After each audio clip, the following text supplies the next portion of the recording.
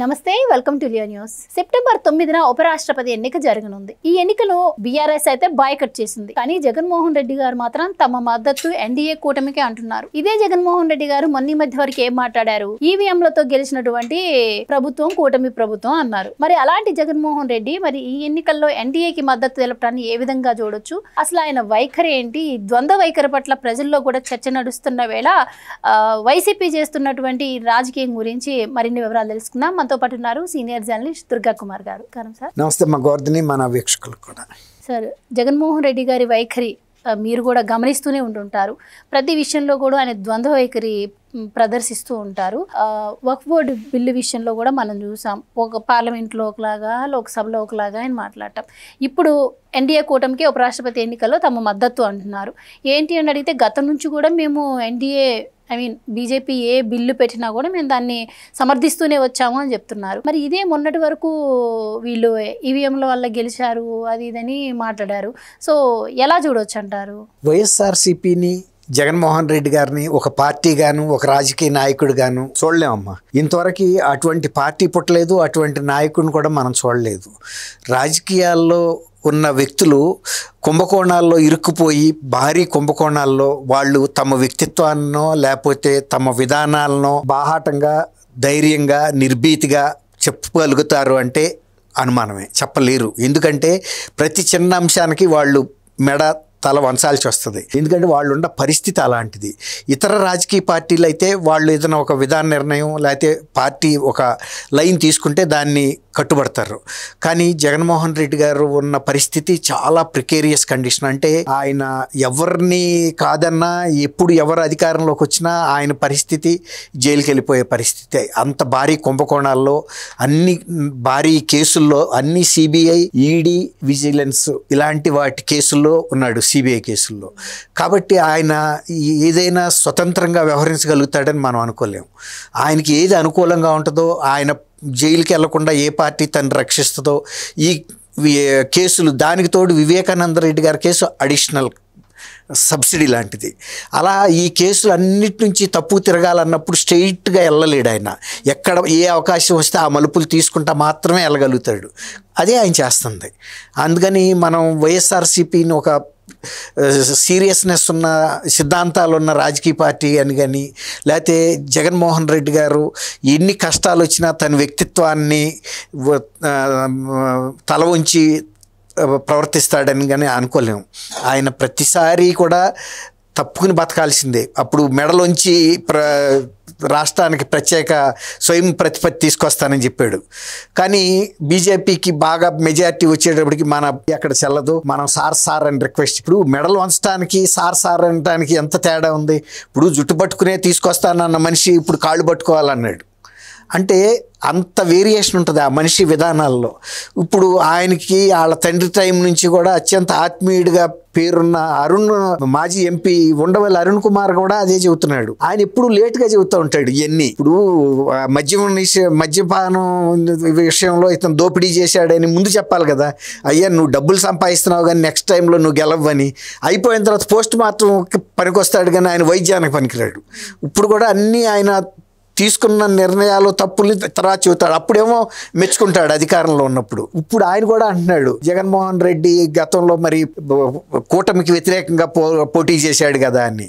పోటీ చేసిన మరి కేసులు 12 ఏళ్ల నుంచి ఆయన వాటిని విచారణకు రాకుండా, జైలుకి వెళ్లకుండా బెయిల్ మీద కంటిన్యూ అవుతున్నాడంటే ఆయనలో ఎంత లౌక్యం ఉండాలి, రాజకీయ లౌక్యం. స్ట్రెయిట్గా వెళ్ళినాడు, వెళ్ళి కొండకు గుద్దుకుంటే ఆడి తల పగులుతుంది. జగన్మోహన్ రెడ్డికి అది లేదు. ఎక్కడికక్కడ తల పగలకుండా తప్పుకుని వెళ్ళిపోయే టైపే. అది అంత మాత్రం అరుణ్ కుమార్కి తెలీదా? ఇవాళ దాన్ని విశ్లేషిస్తున్నాడు, ఎట్టా సాధిస్తే ఎలా ఇంటి నిర్ణయం తీసుకున్నాడని. మరి అక్కడ ఉన్నది మోడీ గారు, బీజేపీ ప్రభుత్వం. అంతకుముందు వీళ్ళు వైఎస్ఆర్సీపీ వాళ్ళు కూడా చెబుతున్నారుగా, ఎప్పుడన్నా బీజేపీ బిల్లులు ప్రవేశపెట్టినప్పుడు మా మద్దతు అడిగిందా? అది మాకు ఇష్టం ఉన్నా లేకపోయినా మేము నిర్ద్వందంగా, అంటే వితౌట్ కండిషన్, బేషరతుగా మేము మద్దతు ఇచ్చాం కదా అని. అవును ఇచ్చారు. ఎందుకు ఇచ్చారు? మీకు బీజేపీ అంటే ఉన్న భయం, మీ మీద ఉన్న కేసులు అలాంటివి కాబట్టి అలాగే వ్యవహరిస్తారు. ఇంకోటి ఏంటంటే రాజకీయాల్లో ఏది కూడా ఒక శాశ్వతమైన విధానం ఉండదు. ఎప్పటికప్పుడు రాజకీయాల్లో మారిపోతూ ఉంటాయి డైనమిక్స్. ఒకసారి ఆ నిర్ణయం తీసుకున్నారు కాబట్టి ఇంకోసారి కూడా అదే నిర్ణయం తీసుకోవాలని ఈవెన్ తెలుగుదేశం గురించి కూడా మాట్లాడాడు ఆయన. తెలుగు వాళ్ళు పోటీ చేస్తే ఖచ్చితంగా సపోర్ట్ చేయాలని. అప్పుడు రామారావు గారి పరిస్థితి వేరు, అక్కడ ఉన్న అభ్యర్థి కూడా పివి నరసింహారావు గారు. ఆయన తెలుగు రాష్ట్రాల్లో ప్రజా జీవితంలో నుంచి వచ్చాడు, మంచి ఆర్థిక సంస్కరణ వేత్త, తర్వాత ఈ రాష్ట్రానికి ముఖ్యమంత్రిగా కూడా పనిచేసిన వ్యక్తి గతంలో ఉమ్మడి ఆంధ్రప్రదేశ్. ఆ తర్వాత నిజాం ప్రభుత్వానికి వ్యతిరేకంగా పోరాడాడు. అలాంటి వ్యక్తికి సపోర్ట్ చేయటం వేరు. ఇవాళ తెలుగుదేశం కూటమి ప్రభుత్వంలో రెండో అతిపెద్ద భాగస్వామిగా ఉన్నప్పుడు మరి ఆ పార్టీని నిలబెట్టాలంటే మరి రెండో భాగస్వామి కనుక సపోర్ట్ చేయకపోతే మిగిలిన పార్టీలు కూడా అదే నిర్ణయాలు తీసుకుంటాయి. కాబట్టి రాజకీయాల్లో అప్పుడున్న పరిస్థితులకు అనుగుణంగా తీసుకుంటారు. కానీ డాక్టర్ దగ్గరికి కూడా మనం ఒకసారి జలుబుతో వెళ్తే ఒకరు వైద్యం ఒకరు బిళ్ళలు రాస్తాడు, ఇంకొక సీజన్లో వెళ్తే అదే పడిశానికి వేరే రాస్తాడు. అదే డాక్టర్లో ఉండే స్పెషాలిటీ. అంతేగాని కిందసారి అది రాశారు కదా అని పాత ప్రిస్క్రిప్షన్ పట్టుకెళ్తే అది ఆ సీజన్లోకి రాశాను, ఇప్పుడు వస్తున్న వైరస్కి ఇది బెటర్ అంటాడు.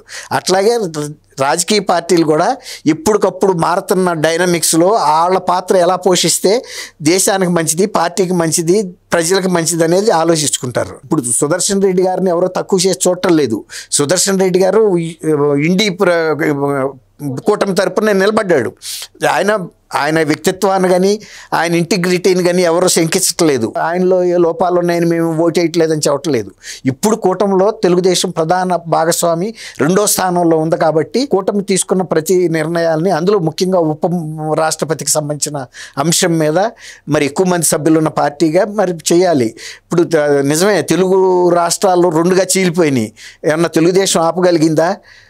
అట్లాంటప్పుడు మరి కాంగ్రెస్ ప్రభుత్వమే భాషా ప్రయుక్త రాష్ట్రాలుగా పెట్టినప్పుడు జవహర్లాల్ నెహ్రూ గారే ఆంధ్రప్రదేశ్ని మొదటి భాషా ప్రయుక్త రాష్ట్రంగా ఏర్పాటు చేశాడు. నిజాం ప్రభుత్వంలోనే కోస్తాలో ఉన్న సర్కారు జిల్లాలని తెలుగు మాట్లాడుతున్నారు కదా. ఆ తర్వాత దీని ప్రాతిపదికగా అనేక రాష్ట్రాలు ఏర్పడినాయి. మరి అదే కాంగ్రెస్ పార్టీ ఇదే రాష్ట్రాన్ని, భాషా ప్రయుక్త రాష్ట్రాన్ని చీల్చేసింది. ఆయన చెబుతున్నాడు, అప్పుడు ఆయన కూడా ఎంపీఏ, ఆపాలి కదా. అంటే ఇప్పటి వరకు జగన్మోహన్ రెడ్డి గారు కేంద్రంలోని బీజేపీకి ఆయన కేసుల కోసం కావచ్చు, మరే కారణాల రీత్యా సాగిలపడుతూ వస్తున్నారు అని చెప్పి ఆపోజిట్ పార్టీలైన టీడీపీ కావచ్చు, జనసేన కావచ్చు ప్రచారం చేస్తూ వచ్చాయి గతం నుంచి కూడా. ఇప్పటికీ అదే జరుగుతుంది అంటున్నారు. కానీ అలాంటికి సరైన ఆధారాలు లేవు.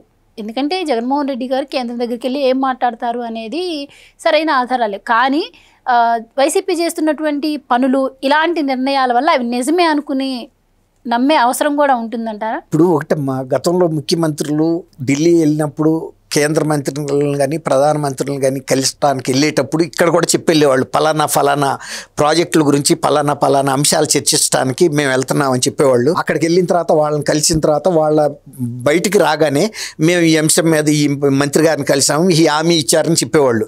అట్లాగే ప్రధానమంత్రి గారి దృష్టికి ఈ ప్రాజెక్టులకు సంబంధించి వెళ్ళి అడిగాము, ఆయన ఫేవరబుల్గా చేస్తానన్నాడనో లేకపోతే కొంతవరకు పాక్షికంగా చేస్తానని చెప్పాడన్న సందర్భాలు అక్కడే బహిరంగ చెప్పేవాళ్ళు.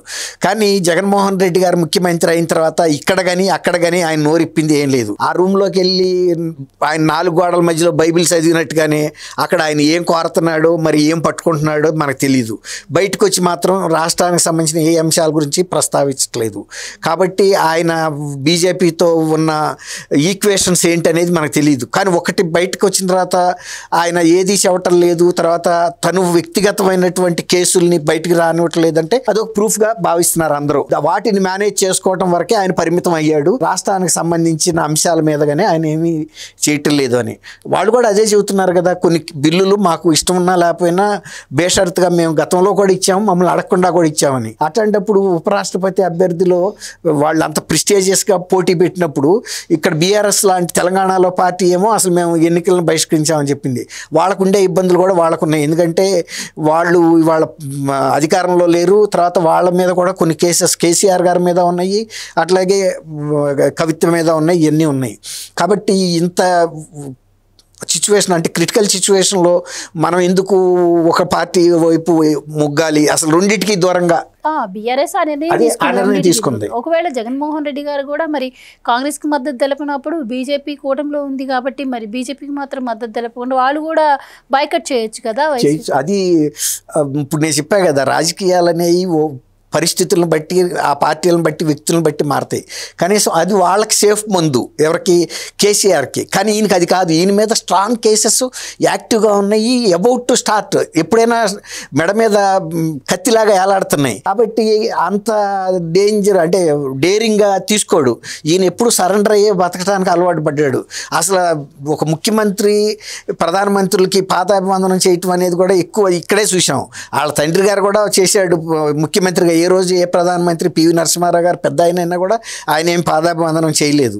అంటే నువ్వు ఒక 5 కోట్ల మంది, ఆ గతంలో అయితే 7 కోట్ల మంది ప్రజలకు నువ్వు ప్రతినిధి అయినప్పుడు ఒక వాళ్ళ దగ్గరికి వెళ్ళినప్పుడు ఒక ముద్దాయిలాగా ఇట్లా కుర్చీల్లో కూడా వెనక్కి కూడా కూర్చోడు. ముందు అంచు మీద కూర్చుంటాడు కింద పడిపోయే విధంగా.